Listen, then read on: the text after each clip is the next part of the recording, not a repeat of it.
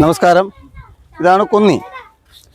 ഇത് കായുടെ നിറത്തിനടിസ്ഥാനത്തിൽ വെള്ള,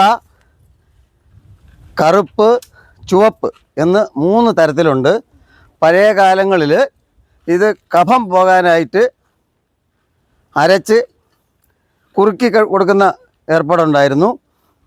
അതുപോലെ തന്നെ ഇതും അതിമധുരവും ഒന്നാണെന്ന് തെറ്റിദ്ധരിക്കുന്നവർ ധാരാളമുണ്ട്. ഇത് വേറെ, അതിമധുരം വേറെ, രണ്ടും രണ്ടാണ്.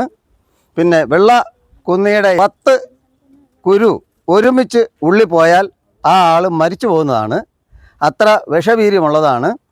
അത് വിഷവീര്യം കളയാനായിട്ട് കുന്നിക്കുരു വെള്ളത്തിലിടണം. വെള്ളത്തിലിട്ട് കോത്ത് അതിൻ്റെ ഒരുതരം മഞ്ഞ നിറത്തുള്ള കറ പോവും. ആ കറ പൂർണ്ണമായി മാറ്റിയതിന് ശേഷം വേണം ഉള്ളിൽ കൊടുക്കാനായിട്ട്. ഉള്ളിൽ അങ്ങനെ കൊടുക്കുന്നത് വളരെയധികം ഗുണം ചെയ്യുന്നതാണ്.